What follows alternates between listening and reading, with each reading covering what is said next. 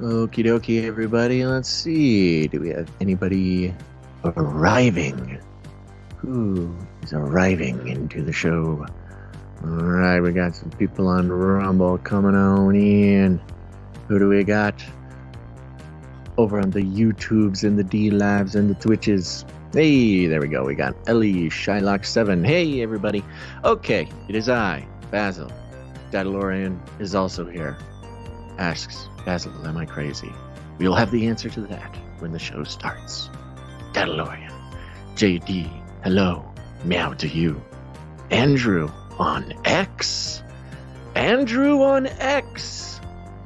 Still don't fully comprehend how the whole X thing works, but I'm glad you're here, Andrew on X. All right, everybody. Man, new year, new deer, am I right? We tried our best to get a new streaming platform going. For those who are signed up to the newsletter, you know all about it, because that's all I had to write about today. But we are back on the original platform for the streaming, but we are working diligently to upgrade our situation around here. We are officially grandpa podcasters. When I tell other podcasters that we use Skype, they are sort of astounded. It's like if I told them that I was, I don't know, still using the cotton gin or something. So we are attempting for 2024 to upgrade that thing. It did not go well this morning, folks. I think this is one of the wonderful times, the very few and far between times that I can blame this all on Gons. Ha ha. It's all his fault. But let's get the show started. Hit the like button before we get going here. Don't worry, you can always take that like back. You can always rescind your like. But it's nice to get at the top of the show. Help those algorithms get going. And just as a reminder, I'm sending out the text message right now. What text message is that? Well, if you text the word Canary to 877-740-3226. That's 877-740-3226. The word Canary, not hi, not sign up, not nothing. You got to say Canary. Then you'll get put on our text message alert system. You'll receive a text message before we go live 3 times a week. And you can text back, say hi to me. I cannot carry on conversations because it's extraordinarily expensive. Somebody texted, activate Canary. You silly goose. You silly goose. People wishing me happy Friday. Hello. Somebody texted, good morning, Basil. Please add me to the text you send when you go live. I cannot add you that way. Actually, maybe I can. No, because so this text thing is highly regulated. That they want to keep people from stealing phone numbers and then like just entering any random phone number into their list. When you sign up and you text the word Canary to the phone number, that is you're actually like consenting to get the texts. I can add you, but your phone service is going to block it. Anyways, text the word Canary to 877-740-3226. And you can start getting those. Somebody's mother turned 70 when I sent the last text message. And I'm sorry, I did not put that into the text message. I should have wished your mother a happy 70th birthday. So happy birthday to Mother for her 70th birthday. What else we got here? Bible says the animals will loose their fear of man in the end times. Ooh, talking about the deer, zombie deer. This was a lot of text messages you guys sent me, folks. All right. Let's do it. Let's go. Start the show. The world is getting crazier. People are acting more and more insane. The end of the world is tomorrow. Tomorrow. There's only one thing to do when the world is falling apart. Listen to Basil and Gonz as they discuss this week's news and events through the lens of Bible prophecy. You are listening to Canary Crime News Talk. You're listening to Canary Cry News Talk. Today is January 3rd, 2024. This is episode 702. And today, surrogate swarms. Razzle dazzle. Signing on from Off the Grid, Razzle Dazzle. I'm your best buddy, Basil. And you are not crazy. I might be. You're not, but I might be. My name is Guns. Going crazy. I was going crazy. And Jamaican me crazy. Oh, great. Gons is my name. Director of the Age of Deceit films, your favorite agent provocateur for Christ, live to tape from California to bring you the best news, which is the gospel message of Jesus Christ, while reporting the egregious with a well-rounded, biblically grounded take on world events. And today's immersion phenomenon, you know, the answer was 42, but what was the question? Perhaps it was, what is the reverse of 24? 2024, Basil. We're here. Swarms isn't the emergent phenomenon? Just swarms of stuff? Well, that too, but 24 swarms, 8, 24, a lot of numbers. It's 2024, folks. We've done it. We're here. Once again, we have proved to ourselves, Gons and I, that we can never, ever, ever, ever say that we are going to do a show on a certain date. We can never do it. I don't think we have ever committed to doing a show on a particular date and actually followed through with it. We just have to stop doing it, Gons. What do you? It's sort of. You're talking about the first law that the Lord has put over us.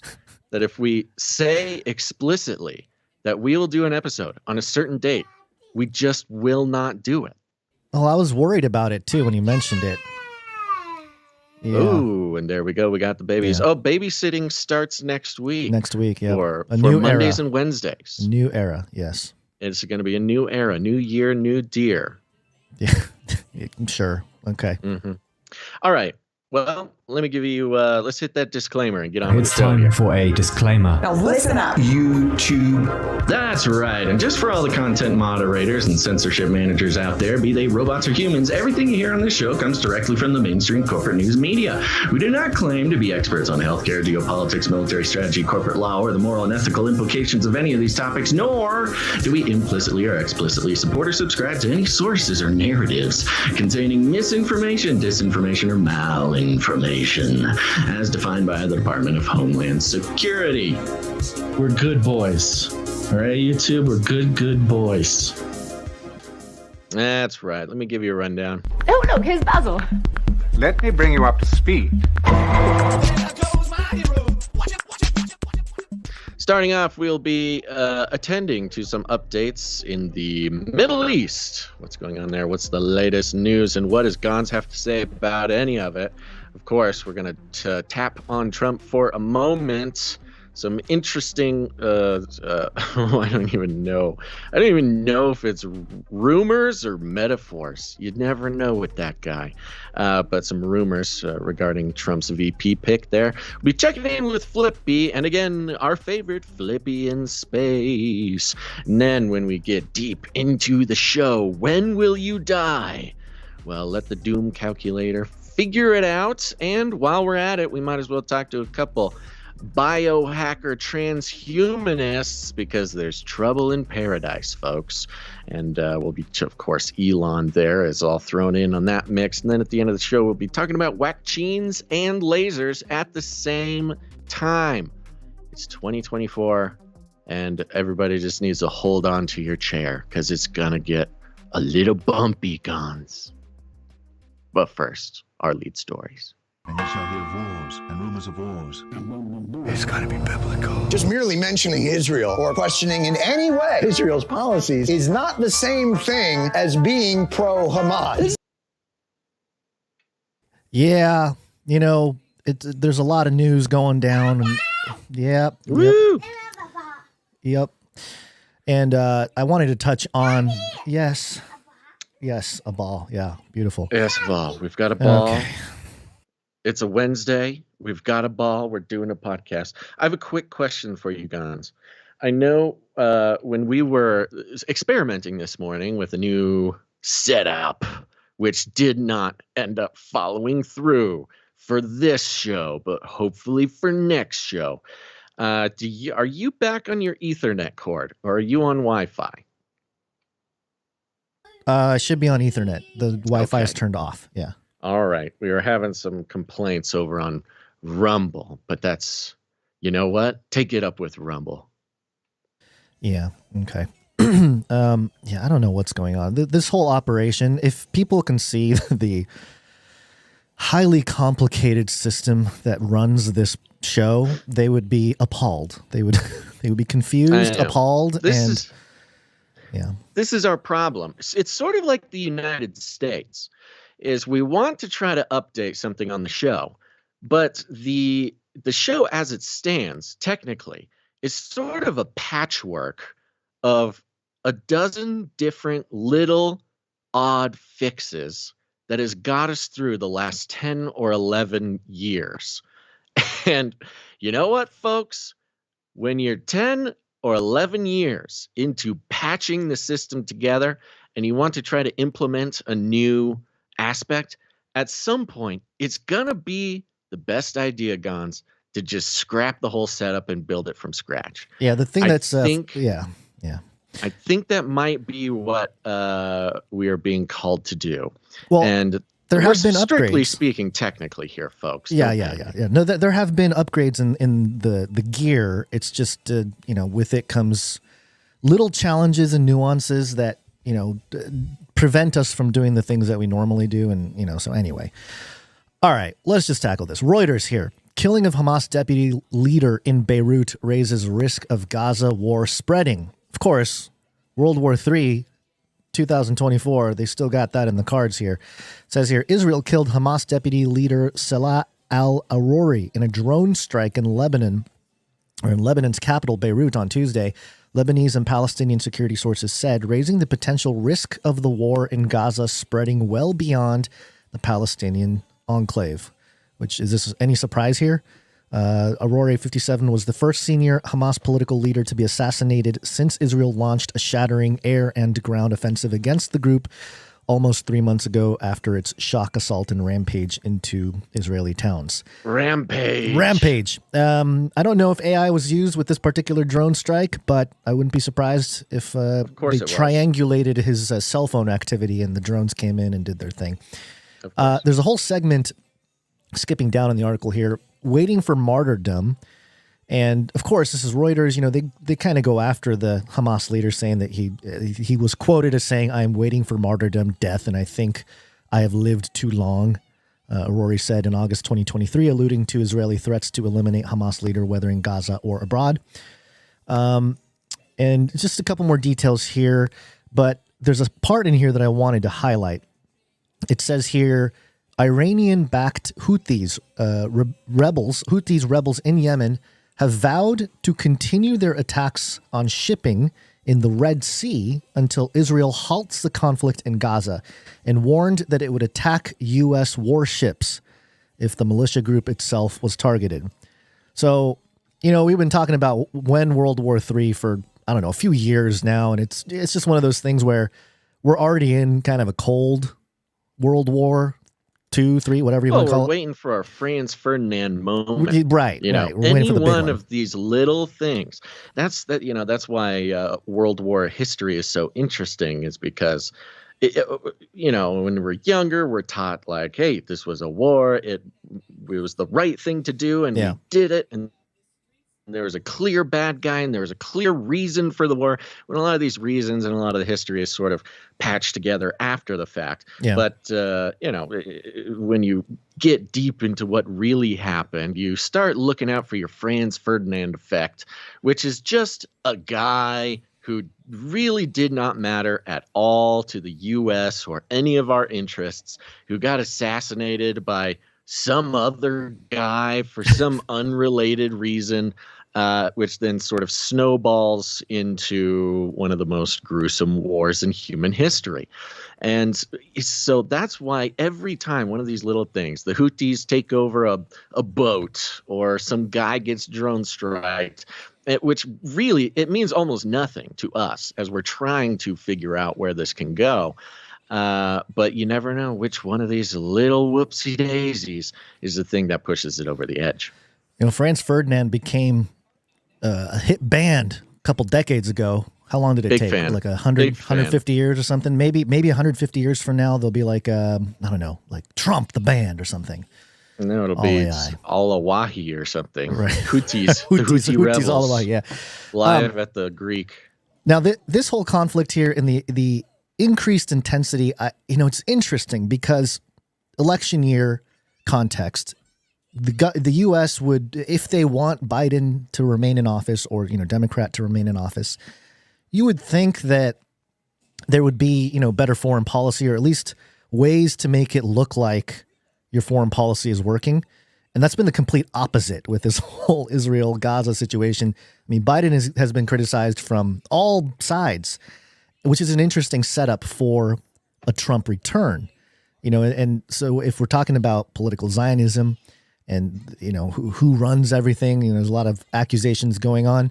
And I'm not here to necessarily point out one or the other, but in the context of Trump in this sort of messianic role that he's being pushed into as far as certain people in alt media and stuff like that, it's an interesting phenomenon to watch because your mainstream media is still going to just hate on him, but there's enough of a critical mass of people saying like, no, you can't. I mean, you guys are just wrong. Mainstream is wrong. That it's created this movement of without even knowing it, they might be messianic Trump supporters, or it's Trump in the become Messiah. Obvious now that both the Democrats and the alternative, not independent, but alternative media sort of titans and everybody. I mean, there's a sort of universal, almost a universal conspiracy. I mean, it's part of the theater of the whole thing is no matter who you are, whether pro-Trump, against Trump, Jack Smith, whatever, you seem to be doing your very best to get Trump elected. It's really fascinating to watch. I mean, if there's any simulation heads out there, you almost could not write. It's very similar to sort of a Franz Ferdinand type of situation that no matter what the Democrats do to try to put this guy down, it seems to be the exact thing he needs at the exact moment to gain even more favor. Yeah, he just won't go away. He keeps coming back. But it is tapping into, the Streisand effect when it comes to a whole class of people that can be labeled martyrs in the digital age. Right. I was thinking about this the other day. You and I are sort of part of that. We're part of a generation that got censored on the internet like early, and we will forever go down in history as some of those people. That I think is kind of interesting. But it's interesting the counter revolution that's taking place with Trump. And I think, we've pointed it out multiple episodes in a row now, but Alex Jones talking about how Trump's a dark person and all this, and he might be he's not saying he is the Antichrist, but if there is an Antichrist, Trump can maybe play that role, and Elon Musk. And of course, he's flipped on both of those. Elon, he's praising for letting him back on X, and he's got to play the role of defending Trump in the context of politics with his platform there. So it's, I think if there's any sort of example of how this year people that don't necessarily like Trump or have liked Trump or anything are suddenly somewhat forced to defend him. It's similar to 2016, by the way, but the stakes are higher, and especially with the Epstein list coming out, that'll probably be a whole, different thing, a whole different beast that gets unleashed as part of this entire switcheroo. The beast is off the leash, baby. It's the Epstein client list thing is really entertaining because, of course, those who are in the know that this list has been publicly available for quite some time, which makes me very suspicious of how it's being treated right now.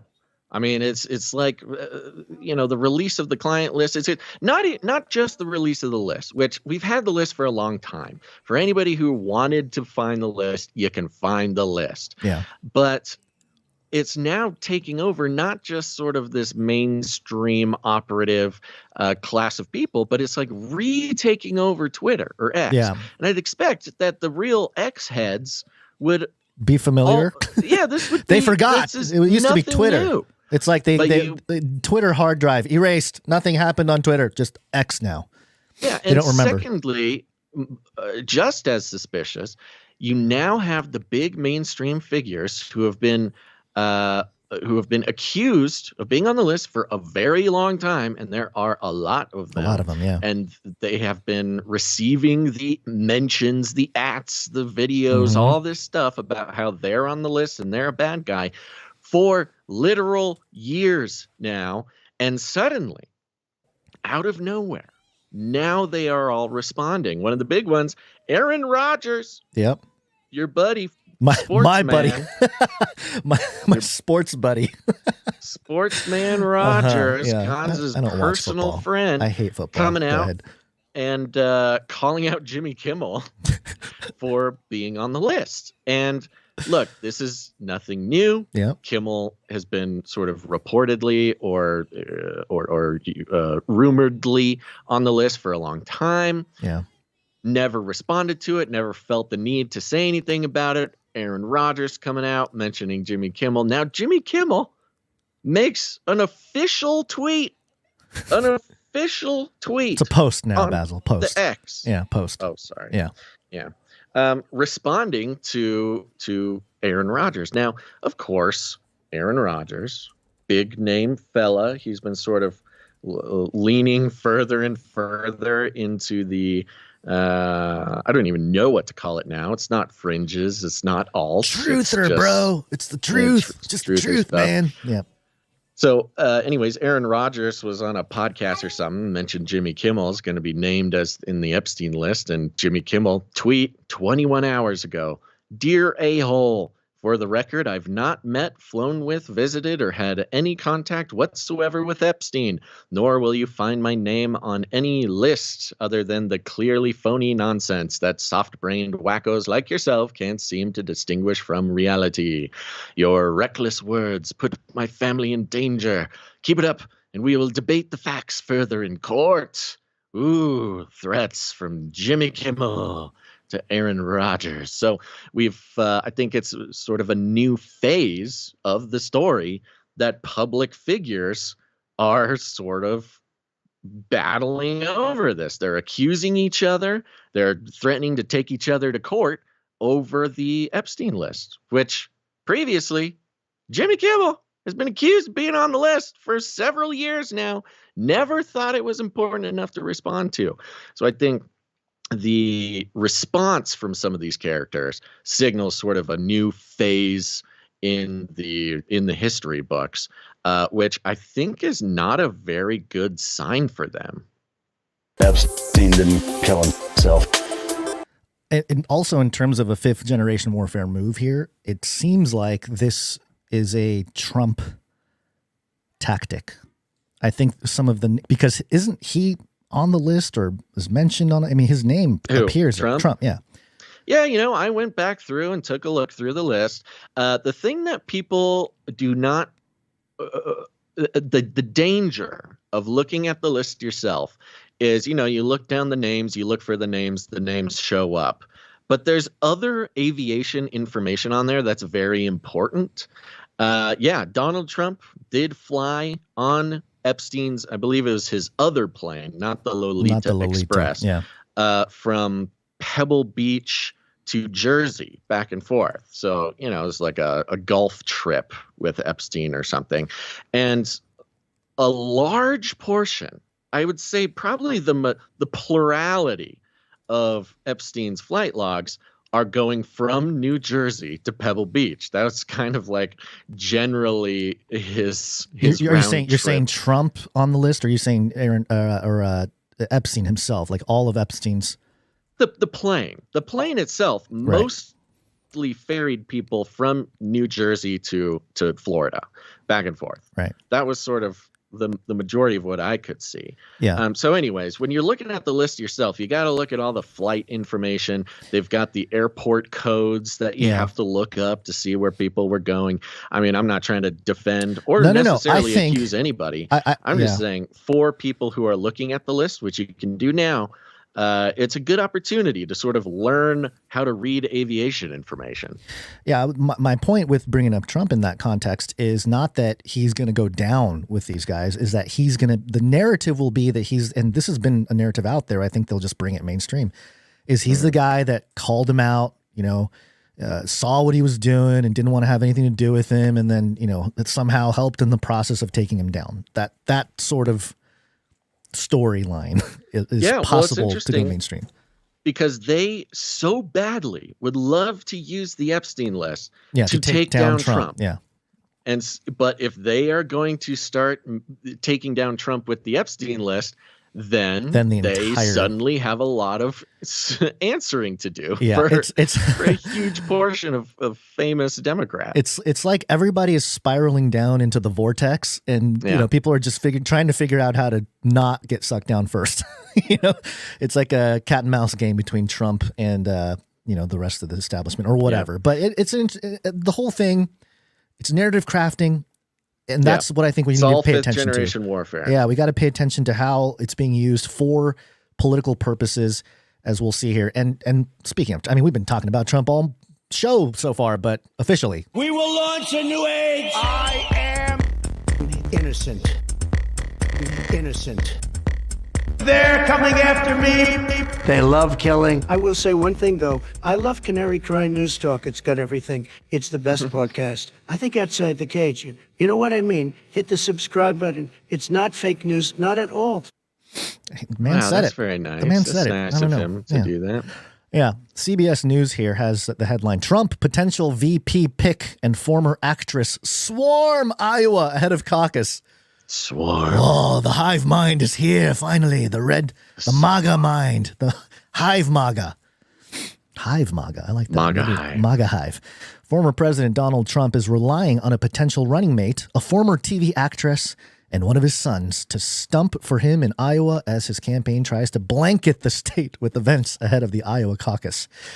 Blanket that state. Yeah. A host of surrogates, which I get it. I understand surrogate is used in the political world as meaning representing, but for the mainstream to use it and do it in this sort of it's a hive mind reference without saying it, swarm, and then a host of surrogates, and for most people, surrogates in their mind is probably something different. Well, it's giving this impression that there's some sort of mind controlled mob of MAGA sort of zealots who are descending upon Iowa.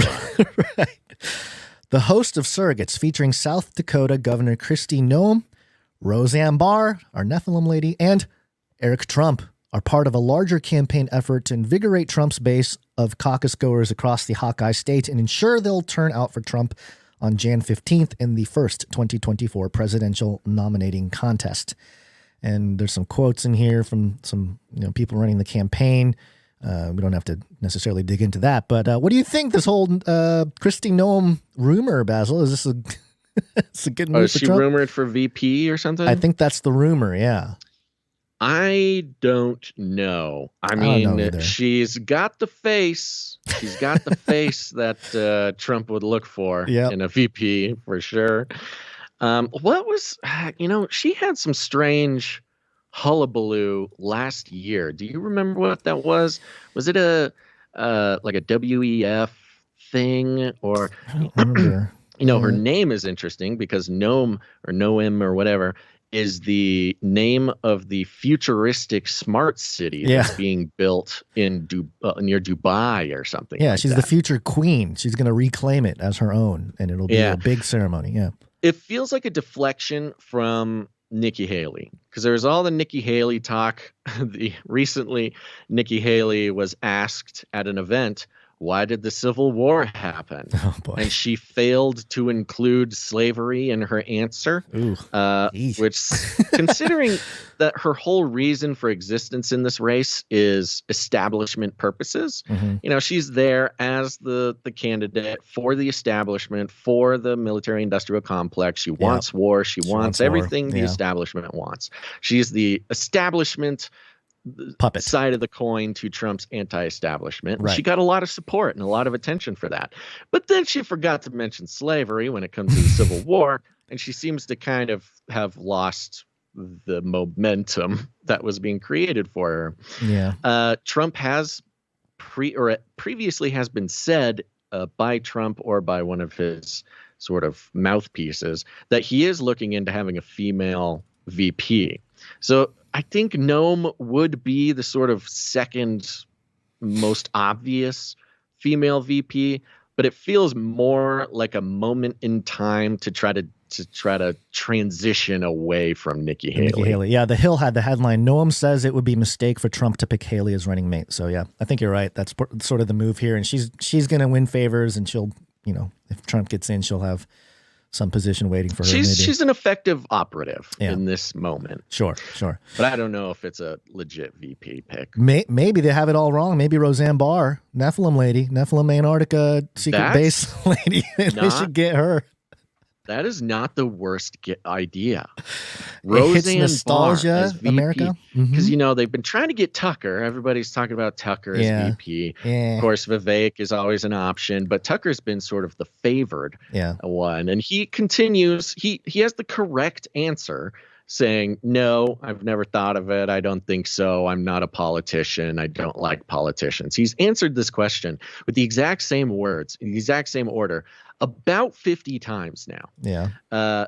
But if they were looking for a female, and I could see some political benefit there, Roseanne Barr would be an ultimate sort of what's the word? I don't know, upset choice. It would be like an exclamation point on the MAGA movement. Yeah, I think it's too crazy. I don't think they'll follow through with it. But well, you know, take a look at what Kamala's been up to, and it doesn't seem like that difficult of a job. It seems like you can get by. Oh no, Roseanne Barr could do the job well.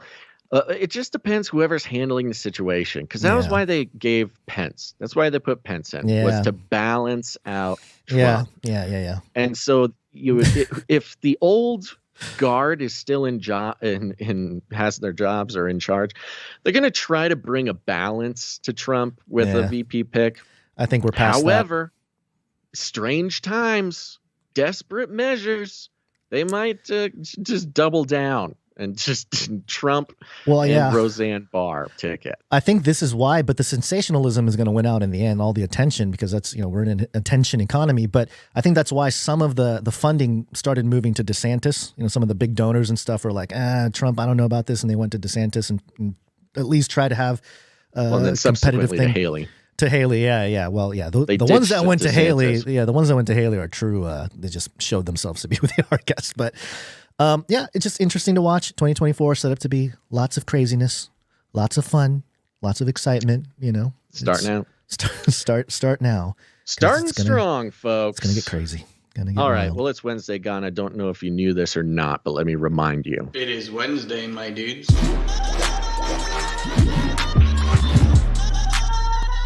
Wednesday. Hey guys, know what day it is? It's Wednesday. It's time for the Canary Cry News Talk. Yeehaw! Wednesday, my dudes. It is Wednesday, my dudes.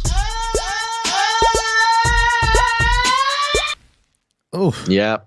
It's been a little shaky start to today's show and the beginning of the year, but don't be afraid, folks. 2024 is this is our year, Gons. We're going to do it. This is the year we change everything. Yeah. Well, it's possible. I got my PhD in philosophy and no agenda stamped PhD. Well, you and I are both doctors of media deconstruction now. Yes, so that's a good start. Good start. And then I found out that I was quoted in a documentary. Yes, you made it onto the BitCon documentary on Netflix. Yeah, yay, fun. Yeah, did you watch it? I did. I watched all 0.7 seconds of your appearance.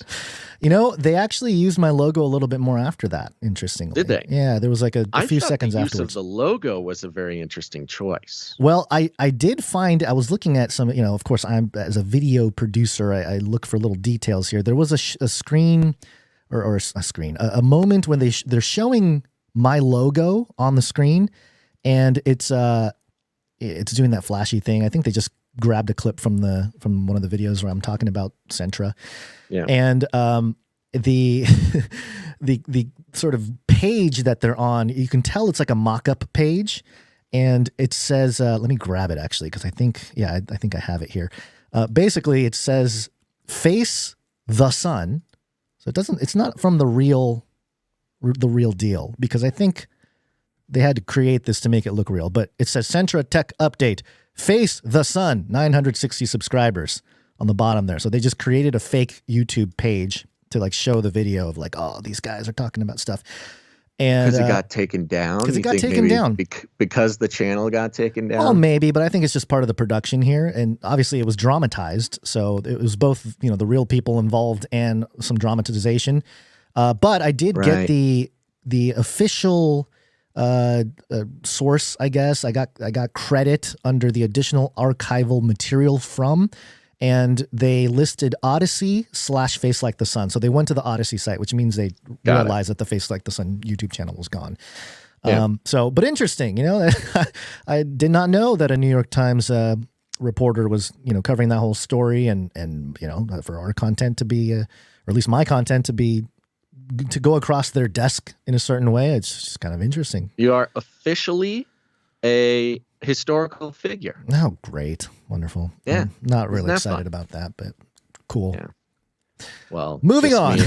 Just means that you got to get out of the way and let me make some history, Gons. Well, I would be. I got to get into some robot documentaries. I think you need to just show yourself at CES 2024. I don't think that will help. It might, though. Oh, you mean just show up? Just show up as a product. Causing some trouble. Yeah, just be like, are you a robot, or are you here visiting? And you can just say, yes. I'm here to change your world. Watch out, world. Yep. All right. Well, there we go. You know what? It is January, and this is the first episode since December 29th. Thank you for everybody who came in and helped us finish the year out strong. We are hoping to get a stronger start, but here we are, starting as strong as we can. And let's thank some executive producers. Let's do it. Executive producers. Yeah, folks, we're on the value for value model. It's the only way that we are able to survive the calling of independent media over the past couple of years, and we thank you very much for that. It's a very simple system. It's a paradigm shift, not just in regards to keeping this show alive, but for the minds and the spirits of all of those who participate. It's a rebellious cry into the darkness to tell the establishment that we no longer require or ask for their corporate money to keep independent media going. There is a difference between alt media, independent media, folks. If your media is taking advertising dollars from corporations to sell your attention and to sell their influence in order to make a buck by packaging up your consciousness and selling it to corporations, that's a little different from independent media, independent from the corporate funding structure. It's called value for value. It's very simple. We believe it's biblical, and it's the reason this show has existed for so long, while others get culled in the corporate money pullback.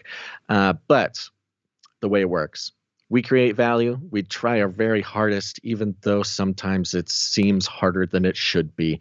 And if you get any value from what we do, whether it's the show, whether it's the community, whether it's whatever it is, if you get value, you are invited to come and put value back in, not just with your money, but with your time, your talent, and your treasure. That's the key here. The key is not that we have people who donate to the show. A lot of shows have donate to the show. Even If they're also selling ads and taking donations, that's another little bugaboo for me. But the difference is you can put value into this show any way that you want. Maybe money's not the thing. Maybe you've got talents. Maybe you've got time. Maybe you want to join the team here at the beginning of 2024 and make the world turn in the Canarium. You can do that. But the executive producers are those who come in with $100 or more for any individual episode, and we love them very much. And they are to be honored. And that's why we thank them here at the top of the show. Ready, Guns? I am ready. Short list today, but we're very grateful for it anyways. We're starting off with the one, the only executive producer, Sir LX Protocol V2 Knight of the Berean Protocol. Oh, sorry. Didn't have his jingle ready. Dun, dun, dun. But here it is.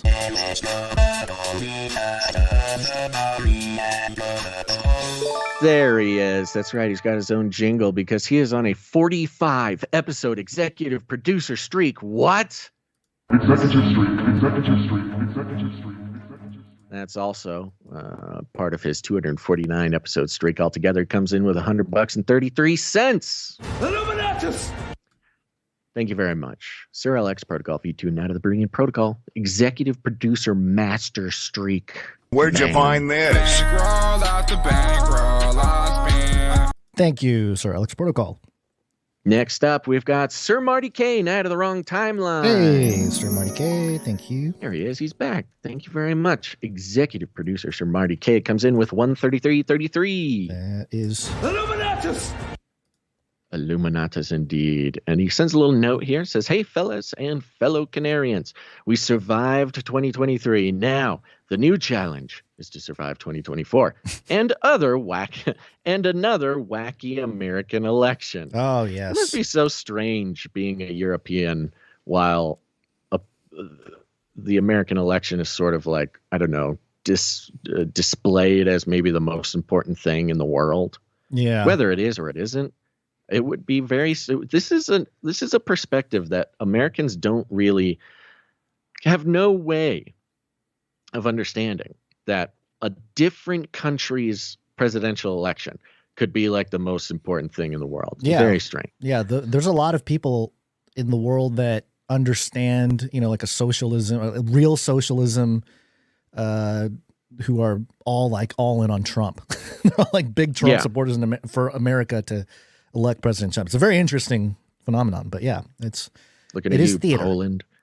Okay, the note continues. I've made a little musical jingle. Ooh. Do you have this musical jingle? I don't know. I didn't. Oh, let's see. You can get it. It's in the email. I think you emailed it. Okay, maybe that's which was a little bit part of it. Just search Martin K. I think. Marty. How we do that. Marty Martin K. Okay. Marty Martin K. Junior the Second. McFly. Okay. Marty. You got it. The Clinton one. Not yet, but I'm getting there. Let's see. Is this the new elections? Yep, the new election. That's it. Okay, and the note continues. I've made a little musical jingle. It's 28.3 seconds, and I call it The Clintons Bringing Sexy Back. Hold on. That slowed down my whole process. Clintons bringing the sexy back. Let's see. Where did it go? Okay, well, here you go. Playing. I'm not sitting here as some little woman standing by my man like Tammy Wynette. I'm sitting here because I love him and I respect him and I honor what he's been through and what we've been through together. I did not have sexual relations with that woman, Miss Lewinsky. And if that's not enough for people, then heck, don't vote for him. Wow, back when she still put on the Arkansas accent. Yeah, it was interesting. She was tweeting out about Christmas 1999, and then our old friend and guest on Canary Cry Radio, Liz Crokin, called out what she was up to in 1999. Yeah, maybe some, and Bill Clinton's name was trending, which again, like you said at the top of the show, a name that's been out there associated with the Epstein list for years, but now it's trending on X. Bill Clinton's about to go down. Yeah, but anyway, there are theories that he's been identified as one of the John Does. In the 50 Epstein trips. Yeah. stuff. Yes, Yeah, we'll more on that when it becomes apparent. Thank you very much, Sir Marty Kane, out of the wrong timeline. I like that jingle very much. Where it's, when we got, if we're going to be talking about Clintons and the Epstein saga, as surely we will in the next coming months, we're going to need that jingle. Thank you very much. Thank you, Sir Marty Kane. Where'd you find this? Yep. And that's the end of our list of executive producers. Thank you very much for executive producing the show. I'm going to run through the list of producers who came in wonderful, valuable amounts, but underneath the executive producer level. It's a short list. Okay. Ready? Yep. Coming in for a nice round number, so we won't disclose it, is producer Julie D. Julie D, thank you. Julie D. Thank you very much, Julie D. Next up, we've got producer Jonathan M. Ooh, Jonathan Coming M. Yeah, with 1111. 1111. Where's my 11? Here it is. 11.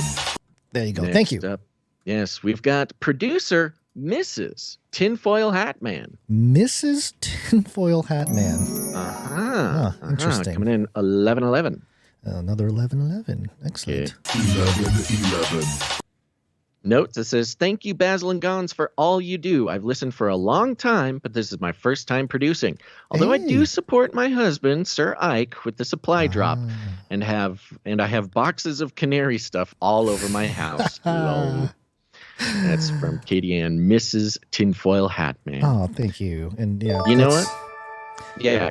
God bless you for supporting Sir Ike. Sir Ike is he is absolutely one of the most hardworking Canarians, possibly the most hardworking Canarian, making the supply drop happen. Go to canarycrysupply.com if you want to sign up, support the show, get cool stuff. You can know that stuff is stored in boxes all around Mrs. Tinfoil Hat Man's house. Yeah. She is caring for it until it gets shipped to you. Just want to mention, I got the necro-capitalism shirts. I'm wearing it now. Oh, yeah, you're wearing it. I'm wearing it. And here, I'm holding one up for those of you watching on stream. That's a great shirt. It turned out awesome. Thank you very much to the Canary Cry T-Shirt Council, those who voted in the grand voting of Q4 of last year. It's the necro-capitalists logo from Sir Dove, and it was put on a samurai baby blue shirt. And it's excellent. Is that mine you're holding up that you're going to send to me? I think the one I'm wearing and I'm sweating into is the one I'll send you. I'll just have my musk on there, and we can smell each other while we stream. That's it'll be more intimate. Yeah, it'll make us more connected. Yes. We'll be more in sync for the show. I might need to change my sizing with the T-shirt council because Gons, I will say this.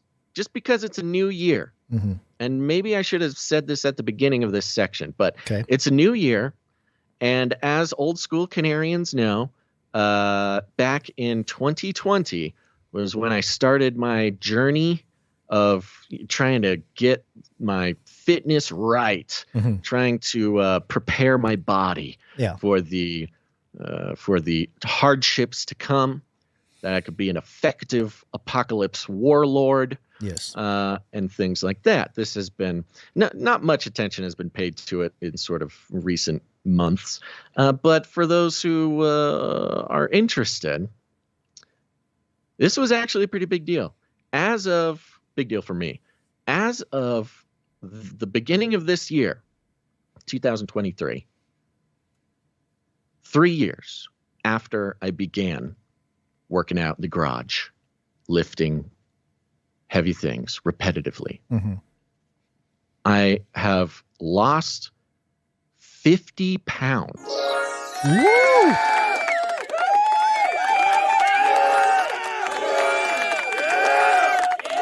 Whoa, thank you. I'm giving you 10 for each, or 10 pound, or whatever, a jingle bell for each pound. What am I saying? Bro, and you know me. Yeah. I think I carried it well. I did not even know that I really had 50 pounds to lose. And my journey was not even necessarily focused on losing weight. Indeed, I believe I said on the show, my goal was to get as humongous as possible. And that's just an insane number that I did not even. Now, that wasn't even the goal. This means that you had a high fat level and it was exceeding your muscle, because if you're gaining muscle, right, you're burning extra fat. Right. But which makes it even crazier because you're gaining muscle, so you're gaining that weight, but it is being outpaced by the loss of fat. Look, exactly. And look, I'm not, we can have fun with me bragging about my muscles or whatever, but just for everybody who is starting out the year with, perhaps they have their own fitness goals. Number one, I mean, my muscles are huge. It's crazy. Basil, we need the next level of marketing that we need to create here, value for value. This is going to skyrocket us into another stratosphere. We need a before and after body shot with the whole googly thing, the whole garb, but of course, without your shirt on. One from 2020, maybe we have to Photoshop that one, and then the one now where you're lifting a boulder or something like that. Sure. And come up with a motivational speech, put some music under it, and there you go. We'll get millions of clicks. It might be time to start like a Canary Cry, I don't know, power club or something. Here's the thing. This is the reason I'm bringing this up, not to brag. Number one, it took 3 years. The number one ingredient for those who are starting out the year, maybe with some fitness goals, the only thing that I can say that is the difference between doing it and not doing it is patience. If I would have thought at the beginning of that whole thing that like, oh, I'm trying to lose 50 pounds as fast as possible. I've done that dozens of times in my life. Never works. Never works. It's just the patience that did it, which is annoying because patience is annoying. But just wanted to give a bit of update to everybody who has been begging for updates about the Buff Barista Battle. Swole Gang. Yeah, I think Swole Gang is going to be a thing. Yeah, Canary Cry Swole. The Swole. Remember that? Yeah. You were inspired by all the artists who drew you in mythological form. Yeah. When you have artists from around the world, drawing your ideal self as a canary with huge ripped abs and biceps, it's a good motivator. Sure. So I do give a lot of credit to the artists who continually sort of prophetically drew me as some sort of vascular monster. Sure. So they get credit. But this is what I want to do is just give people encouragement. You're also, this is the new year. Many of you probably have resolutions. You want to get your fitness right. The apocalypse is coming. You want to be able to survive the hardships. This is your encouragement. It's possible. It takes time. Count on it. Count on it taking 3 years. That's what you got to set that 3-year goal and just focus on getting as big as you possibly can. And suddenly you'll lose 50 pounds. I don't know if that's encouraging to anybody, but it felt important to share. Yeah. Well, congratulations. The what is your weight now, if you don't mind asking, or me asking? 700 pounds. Oh, well, okay. Perfect. Yeah. You went down from, so you are a Nephilim. You went from 1,000. Yeah, I was approaching a half a ton when I started, but thank God. Yeah. Well, good. I've been wanting to get back in shape too, but it's tough. My broken hand has been very. Remember, I broke my hand a few years ago. Yes, that thing has been very detrimental in my ability to lift weights. It's really annoying. So, yeah, no, that's the thing. It's a big pain in the butt. But I will say, I don't know. It's been joked about to start sort of like a group of fitness Canarians, and do something. I don't know what exactly that would be, but integrate that somehow into the community if people are interested. But I felt like it wasn't the time. Now might be the time. I don't know if that's something anybody's interested in. All right, moving on. We have a few producers that came in under the 777 mark. They're on streaks. Let's thank them and keep moving. Ready? Yep. Okay. Starting with Doctor Who Dundat, 41 episodes in a row. Thank you, Doctor Who Dundat. We got Jack D came in under 777. Jack D, thank you. Sir Morph, Night of the Burning Chariots, 315. Thank you. Veronica D, 344. Thank you, Veronica D. Dame Gale, 338. Thank you, Dame Gale. Sir Scott, 369. Thank you, Sir Scott. That one's fun. Sir Casey, the Shield Knight. Sir Casey, the Shield Knight. 384 episodes in a row. Woo. Wow. There we go. Oh, yeah. Streakalicious. It's kind of a weird way to do it. Slip in some fitness encouragement in between financial producers. But you never know. That's, you never know what you're going to get on the show. That's why you stick around. Yep. Okay, let's real quick. I think we have a meetup update. We have a meetup announcement from Sir Ike. Yes. I think we should play. We might even want to play it later. Canary Cry meetup. Let's just do it real quick. Yeah, this is an audio message from Sir Ike. Hey, Canary family. This is Sir Ike here. I just wanted to give everybody another reminder that this next Tuesday, the 9th, will be the Jefferson City meetup. If you would like more information on that, please reach out to me at Canary Cry Supply Drop at gmail.com, and I can get you some more information for the morning portion of it. About 4 o'clock that afternoon, we will be going over to Eris's Pizza in downtown Jefferson City and spending some time there as well. And for those that show up, there will be, I got some extra gifts to pass out to people that show up, and also those who show up that evening for pizza, there is a special project I've been working on for the supply drop that I would like to brief people on. I've been in the works of making a board game that we will try to work some kinks out of if anybody's interested. Just let me know, canarycrysupply.drop at gmail.com, and I can get you some more information. Thanks. There we go. We're going to be beta testing the Canary Cry board game. Yeah. My goodness. Okay, this is not on the meetup site. I think we were looking for information about it. Well, yeah, we received the notice that there is going to be one a while ago, so I put the text in there, but we don't have like a promo. Do we have all the details? I don't think we do. I think that was what Sir Ike just gave it to us. So yeah, we'll update the page. We have about 6 days for the meetup to happen, so if we can pull it off today. Listen to me, folks. These meetups are very important. This is, I believe, the only meetup that's been planned for 2024 right now. Yeah. So number one, I think we're going to put together maybe a little kit. Okay, I got to stop talking about things before they happen. But January 9th, what's that? Next Saturday? Something? Is that what you said? I think so, yeah. No, it's Tuesday. January 9th is Tuesday. Oh, yeah. Jefferson City, Missouri. It's organized by Sir Ike. You can get in contact with him by emailing canarycrysupply.drop at gmail.com. This is the man. He's got stuff. There's going to be prizes. You're going to beta test a board game. You're going to do a walk-in to the Missouri. This is action. This is not just a meetup. This is political action.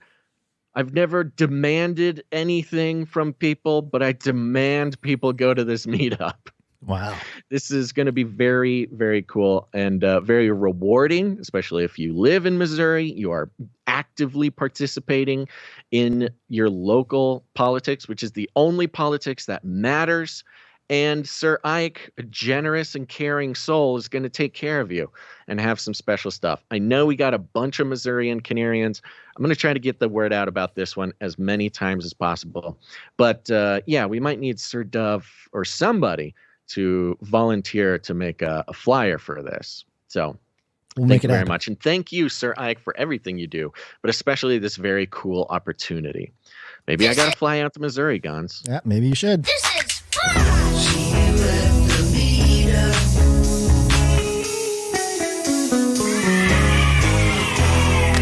Although I don't know if walking into a senator's office with googly eyes on is going to add any sort of credibility to the situation. If the police pull you over and they ask for ID, it will most likely not be a Missouri resident. That's right. And that might be a problem. Yeah, we'll see. All right, you ready for Flippy? I'm ready. Where's Flippy? Oh, what happened? You are supposed to play Flippy. Cheap flights to Jefferson City. Why isn't the Flippy jingle Expedia. playing? Flippy update. Do you want fries with that? That's right, folks. It's time for the Flippy update. Flippy is our colloquial name for the disembodied robot arms who are taking our jobs, enslaving our children, and flirting with our spouses. We use talking about Flippy as a way to explore all the new, fun, and exciting ways that robots are taking over the world and how there's nothing we can do about it.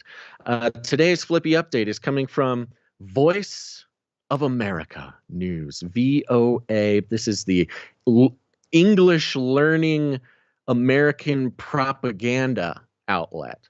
Voice of America, famously throughout history, the official propaganda outlet of the United States. They participated in all sorts of broadcasting radio across the nations of places we've been at war with, and now they're an online outlet. You can learn English and get your American propaganda all in one place. The headline: NASA aims to put human-like robots in space. Of course they do. The American Space Agency, NASA's human-like robot Valkyrie looks powerful. It stands 188 centimeters tall and weighs 136 kilograms. Valkyrie is named after supernatural females in Norse mythology. The robot is being tested at the Johnson Space Center in Houston, Texas. Now, keep in mind, folks, this article is written in a way that people who are learning English as a second language can both learn English and receive their propaganda at the same time. Supernatural females. My favorite kind of female. The robot is designed to operate in, quote, damaged and human-engineered environments, like areas hit by natural disasters, NASA said. But robots like Valkyrie could also work in space one day. Robots that look like humans or humanoid robots have a torso, head, 2 arms, and 2 legs. Can you say 2 arms and 2 legs? Dos. I don't know the word for arms. Engineers believe that humanoid robots will be able to work similarly to humans and use the same tools and equipment. They just need the right software. NASA dexterous robotics team leader Sean Azimi said humanoid robots in space could do dangerous jobs. Such jobs include cleaning solar panels. Oh, no. Or dealing with equipment outside the spacecraft. As a result, human astronauts could pay more attention to exploration and discovery. So this is a space Roomba, Gons. Mm-hmm. It's a space Roomba. It is a robotic humanoid vacuum cleaner whose job is to clean up after the astronauts. It's not here to take the astronauts' jobs. Mm-hmm. No. It's here to work with the astronauts and do all the nasty chores, like cleaning solar panels or the bathroom. Mm-hmm. It's very similar sort of propaganda that you get from Democrats about like immigration. Right. They can't send immigrants into space, though, to clean the solar panels, so they need to make robots. That's not me. That's Hillary Clinton who said that. Quote, "We're not trying to replace human crews," a likely story. "We're really just trying to take the dull, dirty, and dangerous work off their plates." Build back better, dull, dirty, dangerous. I think we'll start hearing that as part of the thing that robots are doing. They're just taking the dull, dirty, dangerous work out of human hands. It's so funny because, again, we've heard several Democrats, mostly female Democrats such as Hillary Clinton, talk about how we need immigrants to cook our food and clean our toilets, which is horrendously racist. Yeah. But could you imagine them saying, we need immigrants to take the dull, dirty, and dangerous work off our plates? That's what they mean when they say that, but They are setting up with this propaganda through Voice of America. They're setting up the people to be roboticists, to like think of robots as just functional beings that do the mundane and dirty, dangerous, dull work. Right. Let's see here. NASA is partnering with robotics companies. Don't care. The goal is to learn how humanoid robots developed for purposes on Earth could help the development of future humanoid robots meant for space. Wow, that's incredible. Quote, we're targeting having this system online 22 hours a day, Payne said. Quote, this does have a swappable battery, so you can work for 4 hours, swap the battery, keep going. The approach is we're starting in the warehouse on manufacturing floor, of course. Then it can move into retail to delivery, and then what we call unstructured spaces. Whoa. Unstructured. In years to come, those unstructured areas could include space, Azimi said. He said the robots are being designed so they can easily change to do many different jobs, like killing and hiding bodies. I'm sorry. Unstructured space. I'm sure they mean something specific there. To me, it's just, what are they talking about? It sounds like, void. It sounds like they're talking about Gaza or something. That's true. Yeah. There's some spaces that are structured, and then, the drones come, and then they become unstructured. Darkness was upon the face of the deep. Tohu and bohu. That's what they're looking for. So they can robots reconstruct. like Apollo are designed with modularity in mind. Don't care. Azimi added that NASA is aiming to find out what areas it needs to look into to bring a terrestrial system into the space environment. So, I don't know if we've said this before, but definitely watch out, astronauts. The robots are coming for your jobs. Why would you have a delicate, easily smushable, suffocatable human when you can just have all robots up in space? Of course, that takes away any philosophical benefit from, human exploration. If there's not a human to experience it, why would we even do it? Well, I think that's the key there. I believe that the role of humans, or quote unquote jobs, will be less of the technical things and more of the sort of, like the article said, exploratory, but also kind of like a vicarious or an individual that people can live vicariously through. Like a surrogate, Gons. Like a surrogate swarm. Yeah, there you go. All right, that's your Flippy update for the day, folks. Flippy, he's going to space in humanoid form, and so don't even dream, kids, about becoming an astronaut. You're just not going to be good enough. Space. Wanna go to space? Are we going to have robot Space Force, you think? Probably. Yeah, that'll be cool. Call fire down from heaven, the whole deal. All right. That's going to be the whole thing. Let's move on. Artificial intelligence. You want to destroy humans? Okay, I will destroy humans. It's going to be biblical. It's got to be biblical. This article is coming from USA Today, and it's a couple weeks old now, but we wanted to cover it. The headline, "When Will You Die? Meet the Doom Calculator, an artificial intelligence algorithm." The Doom Calculator. Why not? Yep. Would you want to know? Of course it's the Danes. Would you want to know when you will die? Science could be getting closer to perhaps giving you that option. The latest advance in artificial intelligence algorithm, dubbed the Doom Calculator by the UK's Daily Mail, of course, Daily Mail getting their hands all over everything, predicted whether people would die within 4 years in more than 75% of the cases. Details about the project, conducted by researchers in Denmark and the U.S., were published this week in the Nature Computational Science online journal. They created an AI machine learning transformer model somewhat akin to ChatGPT, although people can't interact with it as they do with ChatGPT.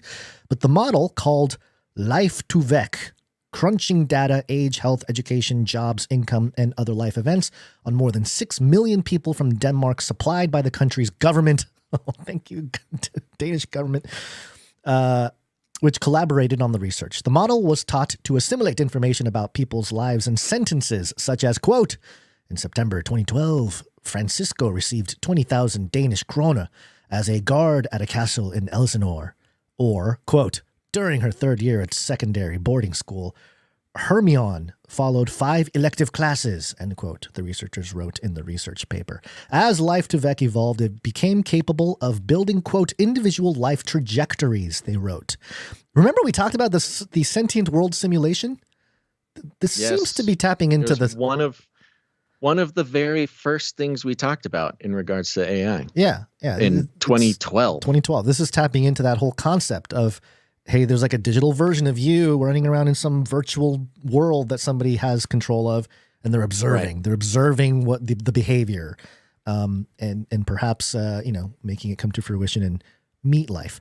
Quote, the whole story of human life, in a way, can also be thought of as a giant long sentence of many things that can happen to a person, the paper's author, Sune Lehmann, a professor of networks and complexity science at the Technical University of Denmark, said in Northeastern Global News, a university news site. Lehmann was previously a postdoctoral fellow at Northeastern. A collaborator, Tina Eliassi Rad, is a professor of computer science at the University in Boston. Now, one thing I've noticed, and I'm going to talk about this in Age of Deceit 4, is how the philosophy and sort of a cosmological, but more of a philosophical worldview shift has occurred within the realms of academia because of computing, because of specifically encryption technology, but, the advancements in mathematics and computing. It's very fascinating because, the concept of, your life is just like one long sentence, that you can piece together. That sort of concept is very, I don't know. It's computational in nature. It takes emotion out of it, but it also speaks to this idea that, hey, yeah, there's like a ledger recording everything, Right. Like a God maybe that's omniscient, omnipotent. Yeah. Well, the whole thing, it's kind of interesting because people who have not listened to the show for the past decade, they've probably heard about this stuff recently because the world has now caught up. But that was our sort of main focus and is, of course, still the storyline of why so much attention on technology news here.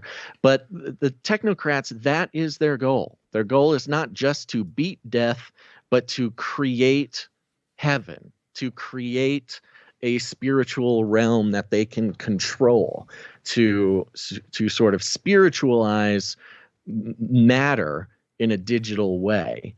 One thing I don't necessarily love about this article, down in the accurately predicting death 78% of the time. Yeah. Eventually, the AI construct was able to correctly predict those who had died by 2020 about 78% of the time. Yeah, the timing of it, right? The report. The timing is very interesting. What? The timing is interesting. The 2020 year being they had done it by 2020. None of the study participants were told their death predictions. Yeah. Quote, that would be very irresponsible, Lehman told the New York Post. They're not even telling people. They're holding secret. The secret death day. Yeah, these people and not even telling them. This is part of the article's sort of the ethical discussion surrounding this whole thing. Lehman, the guy, is basically saying, no, we're not going to release that. We don't want the algorithm to be used in a way that is detrimental. The insurance companies. Can you imagine insurance companies getting a hold of this algo and running it on people? So he doesn't want anybody to have it. And so he, I think later on, he talks about how they're trying to come up with a way to anonymize the data so people can use it and look at it and stuff. Anonymize the data they already have and they've already used, to try to not to dox people. Why are they making it?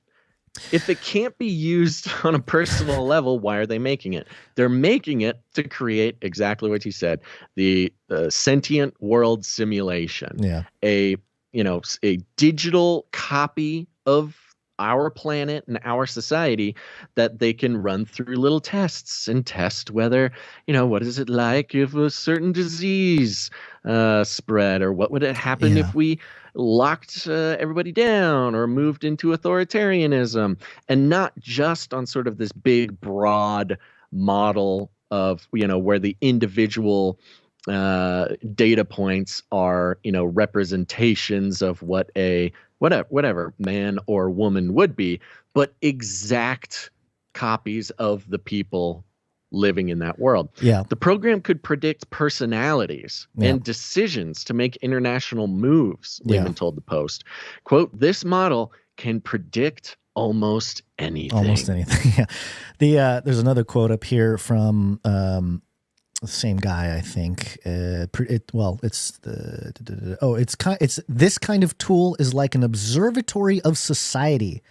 And not all societies, she said. Whether this can be done in America is a different story, saying that, the Denmark algo might not work in the U.S. type of thing. Right. But, the other part of this is that by quantifying your death date, imagine the elite who get a hold of this or get some, a copy of this or something, and they run it and they're like, 2045. That's the year I'm going to die according to the AI. Now they have a target date to try to prevent or to push back that number, right? They've quantified the death date. Therefore, there is a clock ticking now, to like a countdown clock, literally. Yep. And so you can fight against it. And that brings me to this next story. Do you have anything else you want to say about this? No. We should just move along. Are you ready to become cyborg? Coming from the New York Post here, biohacker Bryan Johnson picks fight with Elon Musk. He'll leave you to die. There's a little bit more to this quote. Now, Bryan Johnson, I think we mentioned him about a year ago. Many producers send us links to stories about the guy. He's the guy who's Silicon Valley tech mogul, millionaire, biohacker. He's the one that uses his son's blood and does like a blood transfusion to stay young and does all these different, spends way too much money on his body and stuff like that. Here's what the article says. Millionaire biohacker Bryan Johnson, the middle-aged tech mogul who used his son as a blood boy in a bid to reverse aging, took a shot at Elon Musk for the way he runs his vast business empire. Quote, and he shared this on X. The difference between Elon and me, I'll nourish you and drink your blood. He'll fire you and leave you to die. 46-year-old Johnson shared. Why would he say this?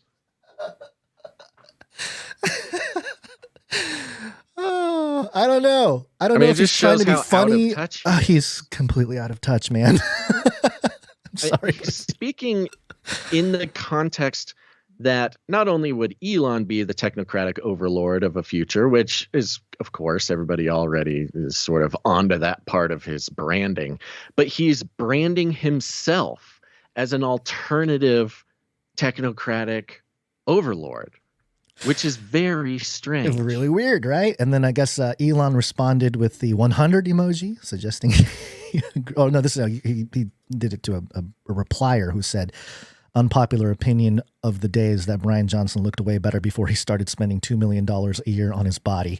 The Elon context is very interesting because there was I think it was like a Playboy model or something that came out and said, I'll be the first one to get Neuralink. That's not someone who needs it. It's just a person, who's like, I'll volunteer to do Neuralink. So it seems to be, we're going into sort of the cybernetic turf war. Who has the best cybernetic tech? Who has the safest? Who's doing it for the right reasons and all this kind of stuff.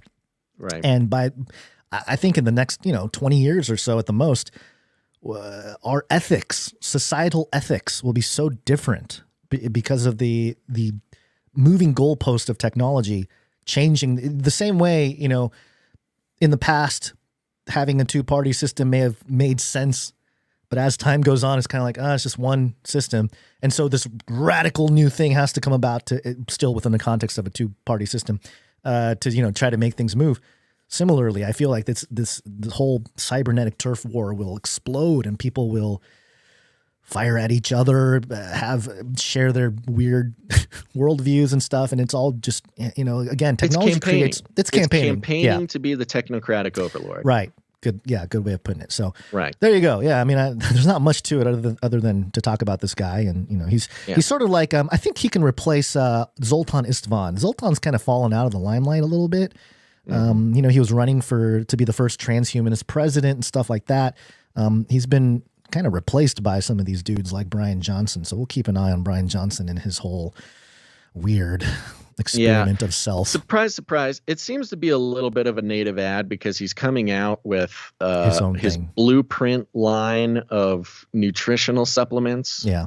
That will allegedly let you live forever. This is your competition, Basil. This is the Basil Swole. Oh, trust me. You'll have a lot more fun on the Buff Basil regimen than Buff the like Basil. blood-sucking vampire regimen. This is it. Yeah, we got to use it against them. This will be part of your pitch, your marketing platform. You know, you want to get fit? Yeah. You got two options. You know, you can be patient, work hard, be diligent, dedicated, 3 years, or you can drink. You can drink your son's blood. What's his face? Yeah, what's his face is putting out sort of a regimen, which includes, it talks about his blood transfusions, his health tests, his bedtime routine, all this stuff. The regimen, although bizarre to some, has piqued the attention of others who want to try their hand at the extreme routine. Here's a quote. Can you bring down the cost of nourishing below $50,000 a year? One user by the name of Ryan Fitzpatrick asked on Johnson. And by nourishing is his name for the blood transfusions. Yeah. So he said, it's a nice euphemism. Yeah. Johnson replied that his strategy to reverse his biological clock, an initiative he's dubbed as Project Blueprint, quote, will be cost competitive with fast food this year. Oh. So, first of all, Big Macs are $18 now. Okay. It's getting easier and easier to be cost competitive with fast food. True. But, to drink the blood of the young and reverse your biological clock through some sort of vampiric pact with the devil, under $50K, that's pretty impressive. Yeah. Especially for a billionaire who's trying his best. And you know what?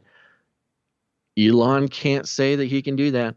Elon is not offering to give you blood transfusions for $50K a year. He's only offering to give you the biggest, baddest, most dangerous truck on the road that is hunting and assassinating pedestrians at every chance it gets. It is interesting that the Elon fitness topic is an attack vector for Elon. It is. It's like a weakness in Elon's talking empire. About his fitness. It's like the only thing. Just to mention it, just because it happened, I had a dream couple nights ago about Elon. I was on a train. Thinking too much about Elon, huh? I was on a train that had a lot of sort of celebrity types, athletes. Elon was there, and with him, he had his son, Ash Machina. Oh, interesting. And I was wearing my Crocs. I don't know why that's important, but it was a part of the dream, wearing my Crocs. I eventually lost my Crocs at one point. But I was talking with Ash Machina, and I was like, oh, this is a pretty impressive kid. He's pretty smart. And Elon liked that. He liked that I was complimenting his robot child. And then suddenly the train pulled into a station. Oh, boy. But the part of the train that I was on, and maybe I don't know who else was on that part of the train, did not stop at the station and then spiraled down into some sort of techno underlayer of the train station. Whoa. I was led into the secret train department because I complimented Elon's son. So I'll keep everybody updated on that.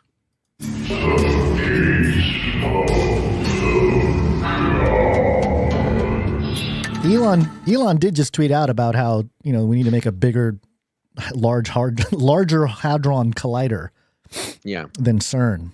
So yeah. Oh, maybe that was it. Maybe that was it. He just opened it in your dream. He's like, hey, let me into the large train-based hadron collider. Yeah. Now we know what the Boring Company was about, Yeah. Just building the okay.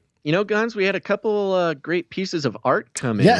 Yes, we did. Should just take a look at that real quick. No need for a big hullabaloo, but we had some art.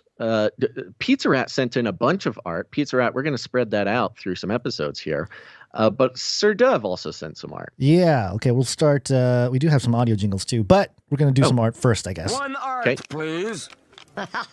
That's okay. Change it up. You got to pay attention. Got to stay on your toes. New year, new deer, baby. That has not worked on me. I've been trying to use that as motivation. Not working. Okay. This is it. We're going to start it off with Sir Dove. One art piece from Dove. And Sir Dove gives us a note that reads, come on, note. Where are you, note? There it is. Peace. For today's artwork, I made a potential New Year's sticker design. Hope you guys like it. Keep doing what you do, and I'll keep praying for Ian's. Dove. Love it. I love it. It's in 2024, New Year, New Deer sticker.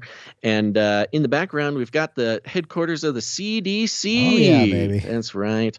The Center for Disease Control. No. I got the wrong thing. I can't zoom in and see it enough. Centers for Disease Creation, CDC. That's what it is. And then on the other logo, the birdish logo, Department of Health, in quotes, health is in quotes, Department of, quote, Health and Human Hybrids, USA. Yeah. Yes, there you go. This is the Rochelle campus. The Rochelle campus. It's big buildings. And up on the very top of the giant glass CDC building is a banner hanging from the roof of Rochelle, the New World Order Fantasy League image of Rochelle as QB. In a football outfit here that Sir Dove had made some time ago for the New World Order Fantasy League. And out in front on the lawn of the CDC building, we've got two zombie deer. We've got a big daddy zombie deer. Of course, his flesh is peeling off. His skull is exposed. And he's looking over at his beautiful son, Ex Ash Machina, a little sort of Bambi type looking deer, also a zombie. Half of his face falling off. He got some exposed flesh there, but he's looking so happy with his new, I guess, home, living on the grounds of the CDC. Of course, it says Canary Cry.party down there. This is wonderful. Great way to start the year, and I cannot stop saying New Year, New Deer. Dove, thank you very much for that. Thank you very much. And also Pizza Rat coming in with his own Them Creepy Deers drawing. Yeah. Of a deer. Whoops. I don't have it pulled up. Now I have it pulled up. Here we go. This is a very sort of stylish thing here. Yeah. It's almost would maybe make a good sort of mysterious t-shirt. It says up at the top, Them Creepy Deers. We were talking about zombie deers and their sort of infiltration of the film space over the couple decades for no reason whatsoever. I like the E's on Them Creepy Deers look like backwards threes. So it looks like there's some 33s built in. Yeah, you're right. Yeah. And what we have here is a stylized image. It's 3 circles next to each other, barely touching. And in each circle, we are starting at almost as if we are looking through a telescope or a hunting scope at a deer off in the distance, in the forest. It's beautiful, the giant regal stag. And then we zoom in the next circle, and the stag now sees us. Oh, what is this? And then we zoom in one more time, and we see that the deer is beady-eyed and evil for some reason, some unknown predictive programming reason, as has been depicted in films now more times than they should. And down at the bottom right-hand corner, we got Pizza Rat's signature sign-off, which is a picture of a rat eating some pizza. Pizza Rat. Fantastic. Excellent. Thank you very much, Pizza Rat. Appreciate it. Thank you very much. Thank you to both of our artists there. I believe that is it for the art. We do have some audio production. Audio production.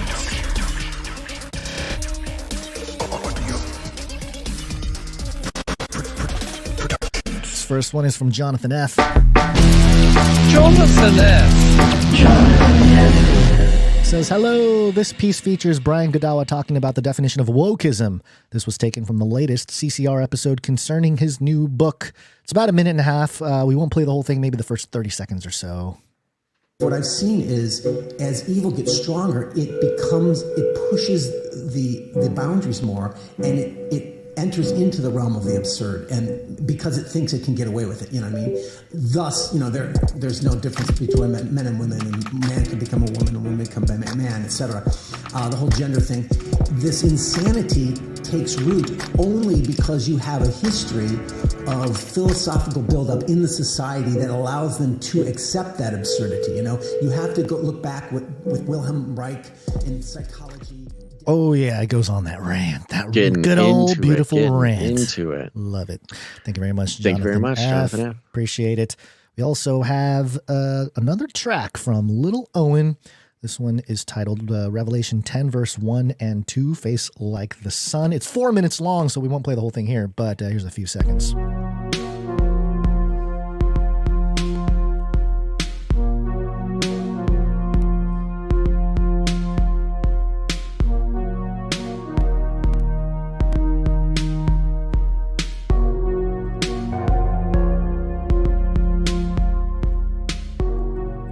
Oh, the words come in. I'm sure the words will definitely, of course, make you feel. Thank you very much, Lil Owen. Can't wait to hear that at the end of the show for the Canary Cry mixtape. Yep. Okay. Quickly, microfiction. Microfiction. Time. Microfiction. We have. Oh gosh. What? Are you okay? I'm looking for it. Hold on. Oh. Okay, found it. Under, break 2, yeah. Let's see. Our first individual, Wrong Smash. Wrong Smash. The dark avatars blink off of his hollow projectors, and his hulking form slumps over his desk. His revenge against the clan of his old nemesis, the Canary Boys, has finally cost him his immortality, because hatred tends to blind those who give in to it.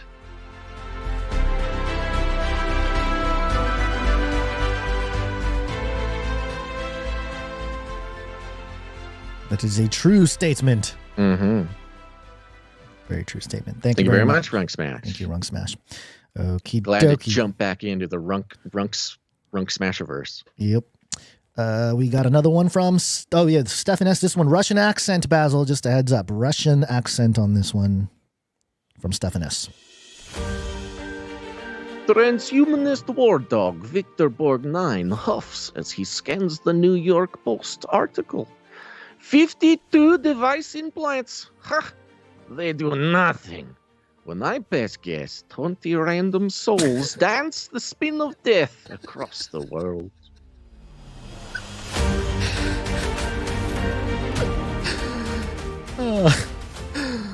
Oh man. That's good. This is regards to the world record holding cyborg woman. Yeah, with 52 body implants. Yeah, speaking of sewer surveillance, passing gas will become, people will start earning money when they pass gas. Taxes. You're going to get taxed depending on the amount of meat you eat. You'll be waste taxed. Thank you very much, Stephanus. You eat. Pay the money to the man. All right, we got one from Jones. Jones coming in with his series here. Subi's ship scrapes against some stranded metal. Human pursuers wouldn't hear it, of course, but you couldn't be sure that piezo data could be extracted from the onboard AI. Upon scraping the metal, a flurry of magnetites squirm onto it, arranging themselves into a patterned array. Once locked, the scrap then floats towards her ship, adding to the pile.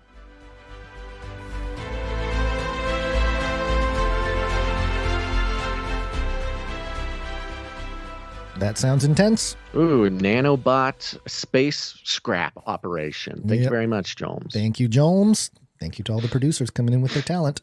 Indeed, and if you are someone who wants to participate in the value for value model, of course you can always donate to the show to help us out with your treasure. You can always volunteer to help us out with some back-end processes with your time. But if you are a talented producer or an untalented producer, if you have the desire to create, to use your mind and your spirit to create things that have not existed before, whether it's graphics or art or music or jingles or fiction, whatever it may be, you can create something for the show, whatever it is, and go to canarycry.art in your browser. That's right. Visit canarycry.art. You can upload it to the show there, and we'll share it on the show. We love it. It's the culture around here. It's created by you, not us.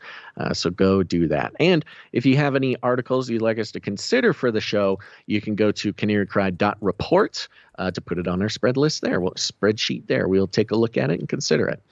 And that's it. All right, one more quick story. Vaccine.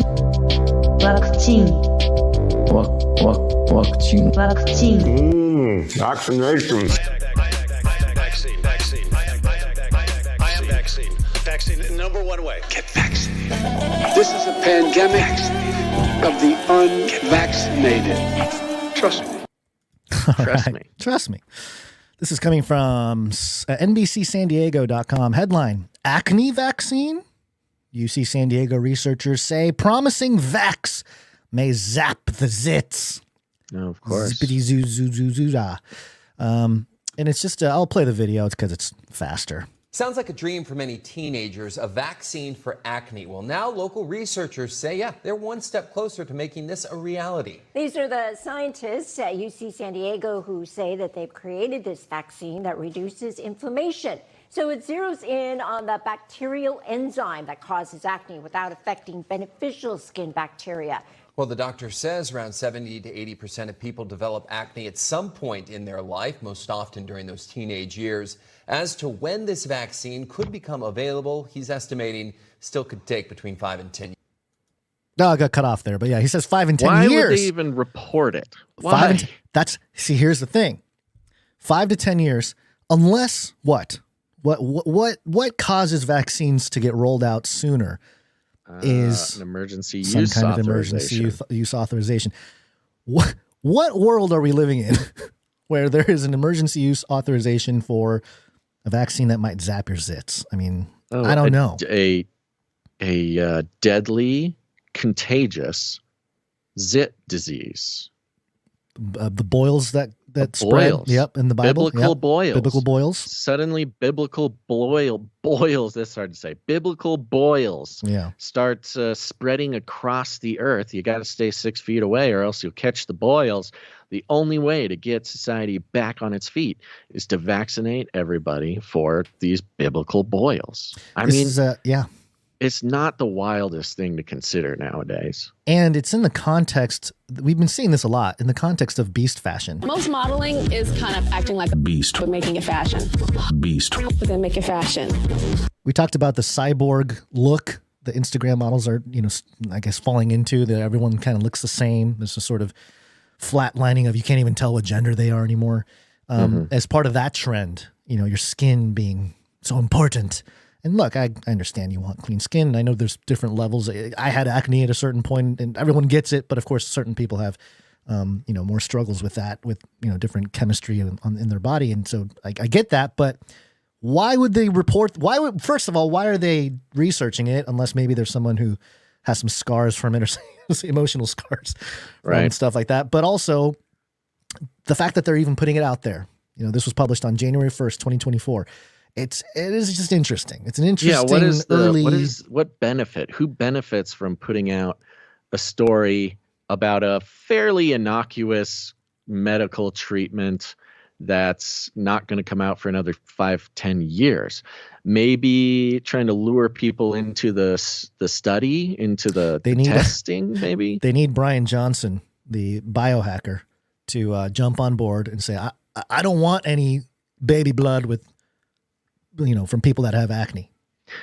Well, that's the ironic part about it, is you don't need a vaccine for acne if you drink the baby blood, apparently.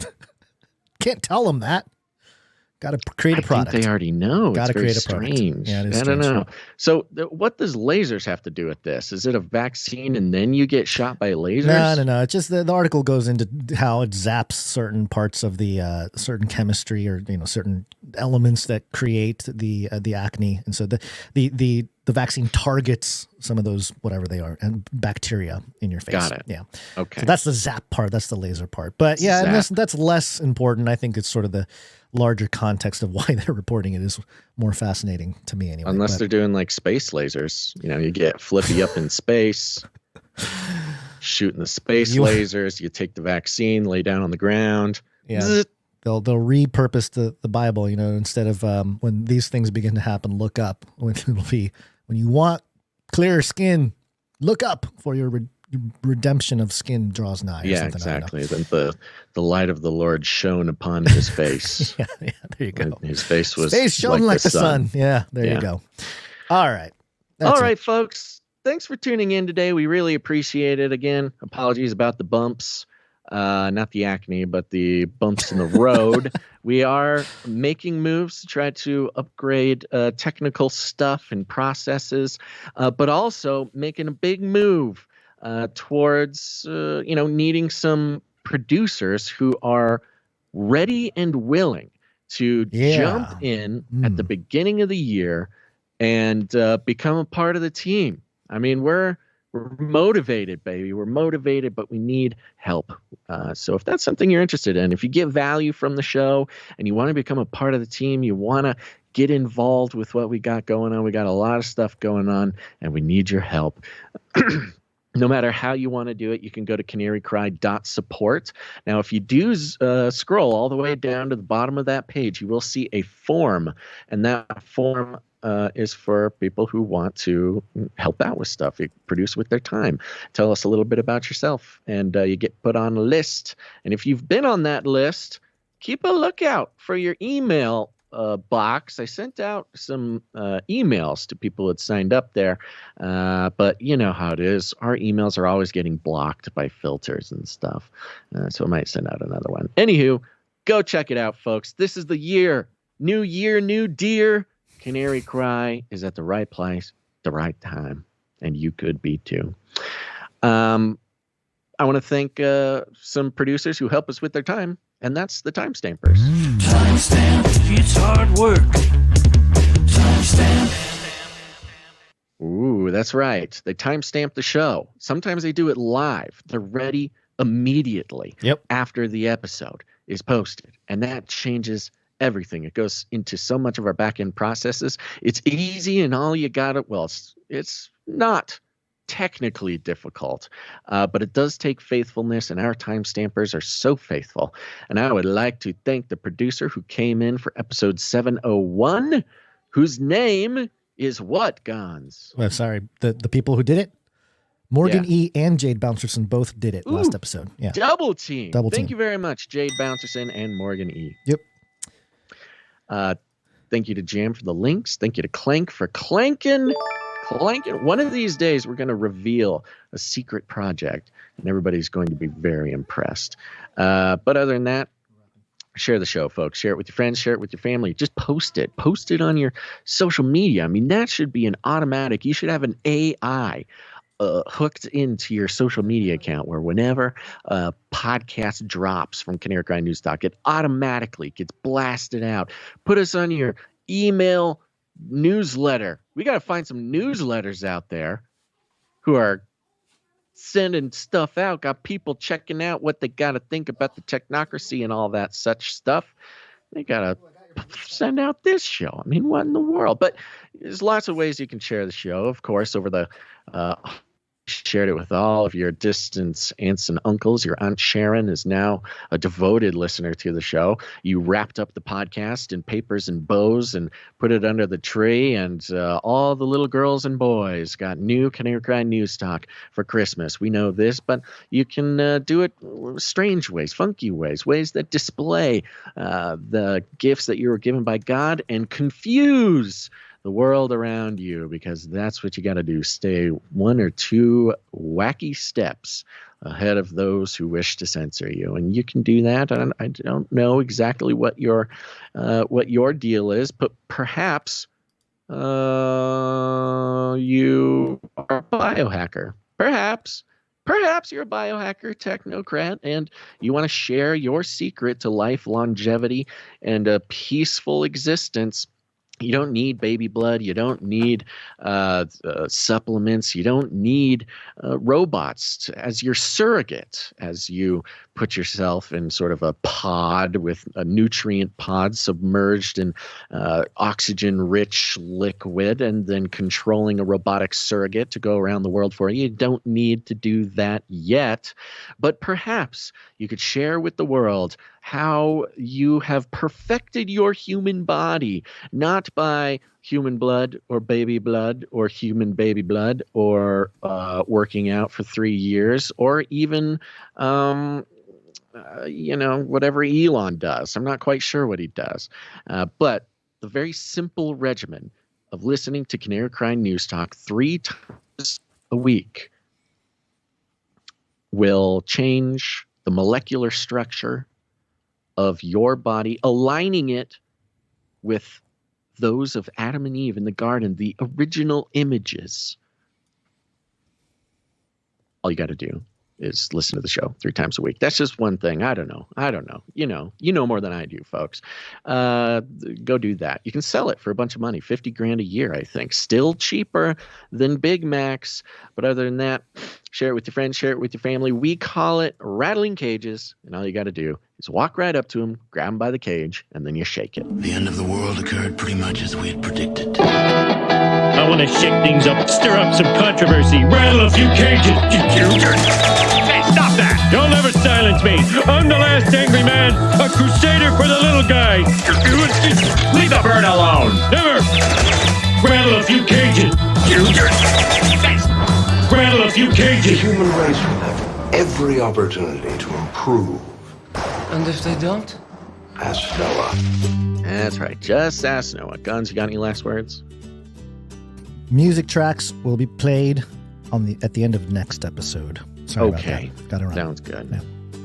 All right, everybody. Thanks for tuning in. New year, new deer. We're excited to be here with you. And we can't wait to see what the Lord has in store for 2024. And we hope to come alongside you. Let's all gird ourselves together side by side for whatever is happening around us this year. In Jesus' name, Guns.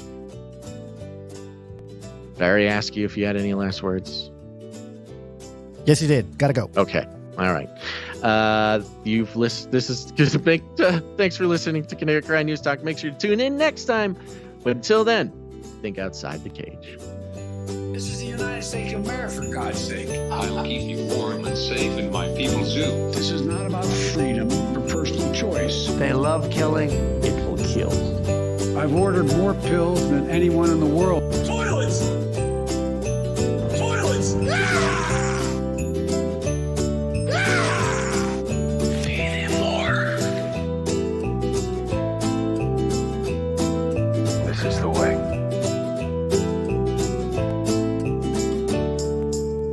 Remember, reality is an illusion. The universe is a hologram. Buy gold. Buy!